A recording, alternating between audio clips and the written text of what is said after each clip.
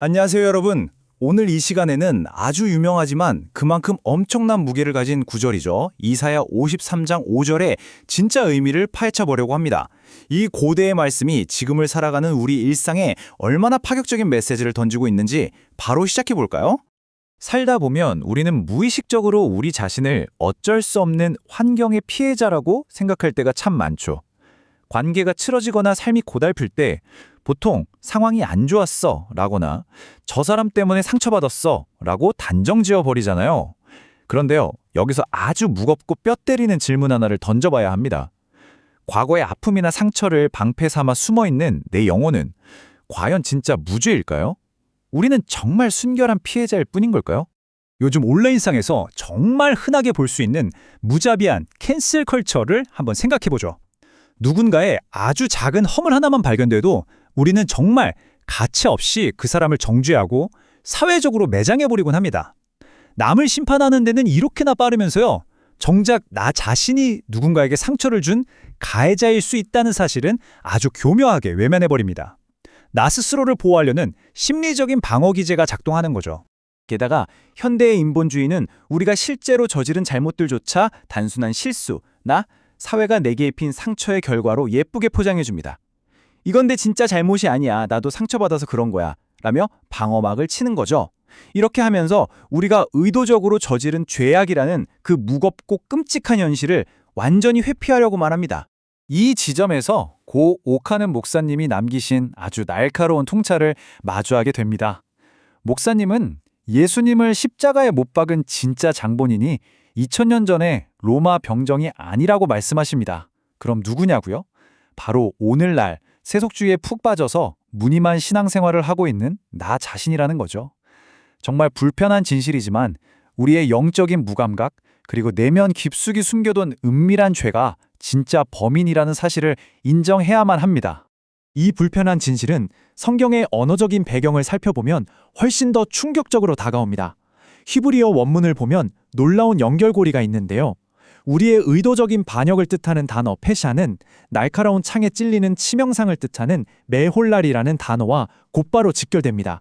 그리고 우리 내면에 아주 깊은 타락을 의미하는 아보는 무거운 것에 짓눌려 산산조각이 난다는 뜻의 메두카로 그대로 이어집니다.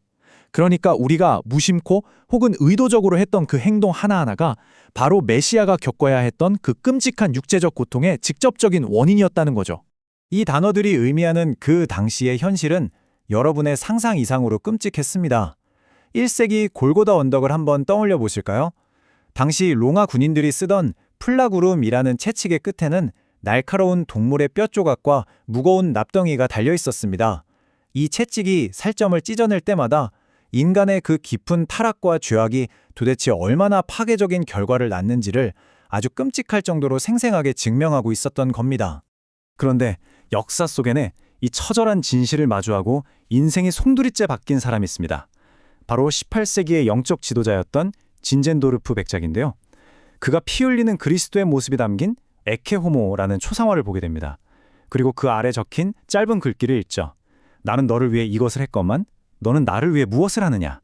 하나님의 아들의 몸을 으깨어버린 것이 다름 아닌 바로 나의 허물 때문이었다는 이 압도적인 깨달음이 그의 남은 평생을 완전히 뒤집어 놓았습니다. 여기서 우리는 인류 역사에 흐르는 아주 상반된 두 가지 방식을 발견할 수 있습니다. 철학자 르네 지라르는 인간 사회가 갈등을 해결하기 위해 늘 약하고 무고한 사람을 희생양으로 삼아왔다고 지적했죠. 힘 있는 사람들이 약자를 희생시켜서 자기들만의 거짓된 평화를 만드는 겁니다. 그런데 십자가는 어떻습니까? 이 세상의 논리를 완전히 뒤집어 버립니다. 가장 강력한 힘을 가지신 창조주께서 오히려 주인이자 약자인 우리를 살리기 위해 기꺼이 스스로 십자가의 희생양이 되셨거든요. 바로 이 지점에서 우리는 신학적인 절정이자 놀라운 전환점, 즉 형벌적 대속이라는 위대한 막교환을 마주하게 됩니다. 이사야 53장 5절의 문장을 가만히 들여다보면 정말 기가 막힌 문학적 구조가 숨어 있습니다. 바로 궁극적인 교환을 보여주는 건데요. 원인을 제공한 건 반역과 타락을 저지른 우리입니다. 그런데 그로 인한 찔림과 으깨어짐이라는 끔찍한 결과는 온전히 그분이 감당하십니다. 마땅히 고통받아야 할 죄인인 우리는 완벽한 자유를 얻고 세상에서 가장 흠없고 깨끗한 분이 그 끔찍한 수치를 대신 당하시는 이 경이로운 맞교환, 정말 놀랍지 않습니까? 이 위대한 맞교환을 성경책 속에만 두지 않고 우리 현실의 삶에서 그대로 살아낸 분이 계십니다. 바로 손영원 목사님이신데요. 목사님은 자신의 두 아들을 총으로 쏴서 죽인 원수를 세상에 기꺼이 자신의 양아들로 삼으셨습니다. 가슴이 산산조각 나는 그 엄청난 고통을 본인이 전부 흡수해버리고 마땅히 죽어야 할 그 청년에게는 새로운 생명과 평화를 내어주신 겁니다.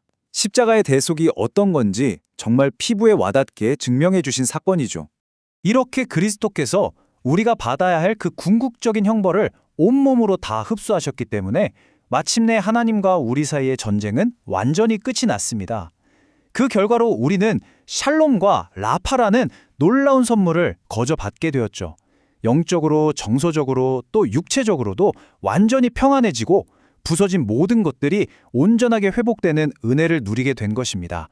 이동원 목사님은 헨리 나우엔의 통찰을 빌려 이것을 상처 입은 치유자라는 말로 아주 잘 설명해 주셨습니다.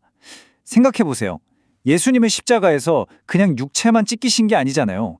믿었던 제자들의 배신 속에서 마음까지 철저하게 찢기셨습니다.